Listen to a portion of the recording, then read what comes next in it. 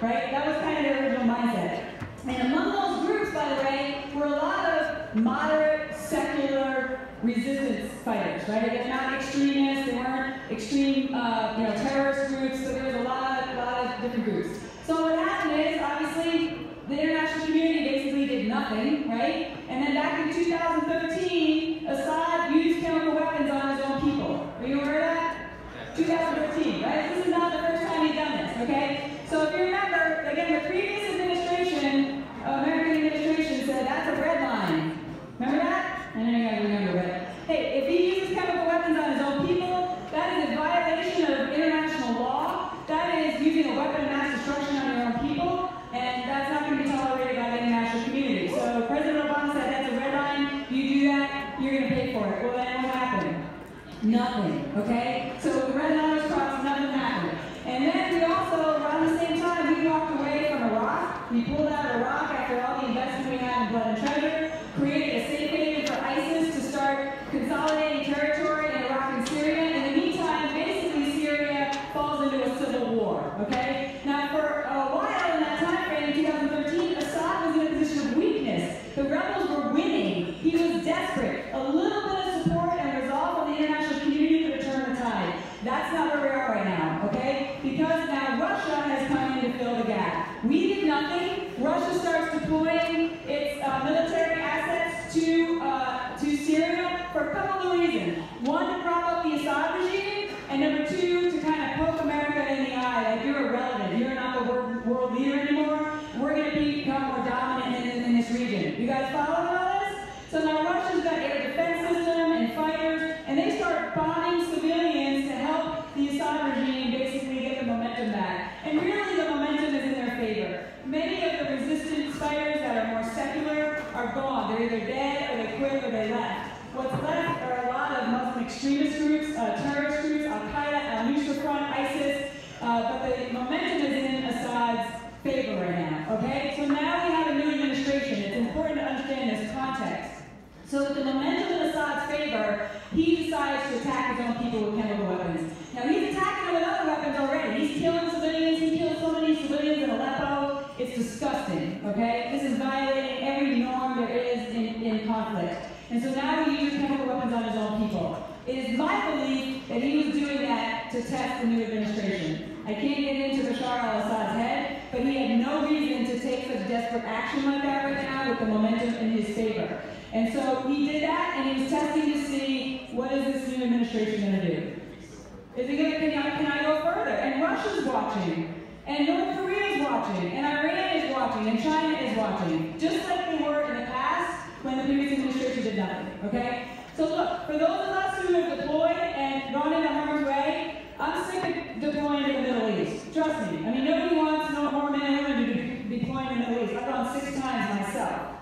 All right? Nobody wants to be there. But if we got to fight, to keep America safe and deal with away games instead of home games, we got to think about what are our national interests and how we're going to get involved. But keep in mind, we did regime change in Afghanistan.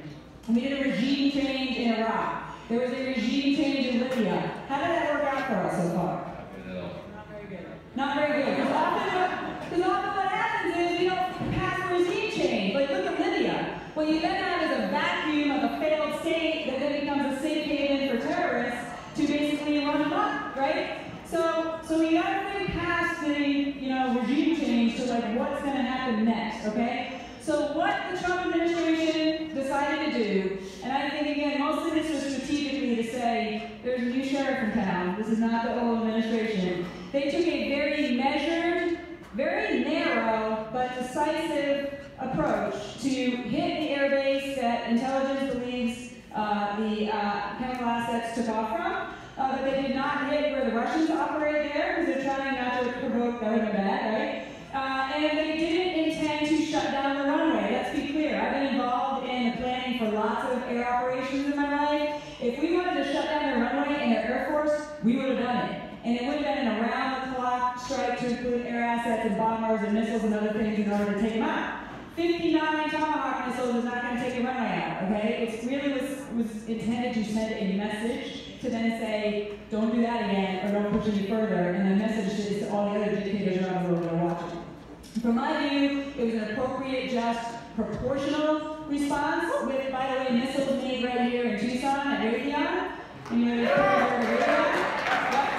and the next question is, what's to follow? I think America's showing leadership now. This is within the interest of the international community to include Europe, to include other countries in the Middle East, to come up with a political solution that is a post-Assad solution, but takes into account not having a vacuum that is a failed state that becomes a safe haven for ISIS 2.0, okay? So that's going to take international leadership. It's going to take certainly diplomacy, economic involvement, military if needed, and other elements of national and international power, but we got to keep our eye on the ball of what's our objective and what's our end game, because the last thing we need is another hornet's nest that ISIS can now spread to and take over all of Syria. So we've got to keep that in mind. But we're dealing with the sort of dynamics of the last several years to get to this very complicated place, and I think that was the right decision at the right time. What do you think? No, I agree, but what about North Korea getting involved as well?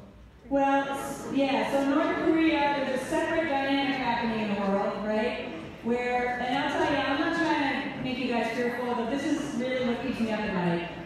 North Korea is a rogue nation with an irrational leader, okay? I truly believe, I've spent a lot of time, dealing with deterrent theory and how we kind of get opponents to maybe change their behavior. And I think actually Russia is somewhat rational, although they are certainly not friendly. I think China is somewhat rational. North Korea is not rational from my perspective, okay? And so what they're doing is building towards, they have a nuclear capability, and if you look at the missile tests they keep doing, they already can hit Japan with a nuclear capability if they wanted to. They are trying to create an ICBM, intercontinental ballistic missile, so they can hit America. All right? Again, this is not to have you live in fear, but this is like a game-changing threat from an irrational regime if they were to get that capability. And so, and they are in regime survival mode, right? Like, and he's not rational. So, we're sending a carrier strike group over to the area just to kind of make sure that, they realize that, hey, we're concerned about you gaining this capability, and now we got to manage this carefully because you don't want to escalate when you didn't intend to escalate and have an irrational actor take action, and that's my biggest concern with North Korea. We've got to show strength, but you don't want to inadvertently trip off them starting to fire weapons into Seoul or Japan and killing millions of people. Yeah, and you'll be deploying over there at some point in the future. So, all right, my friend, thanks.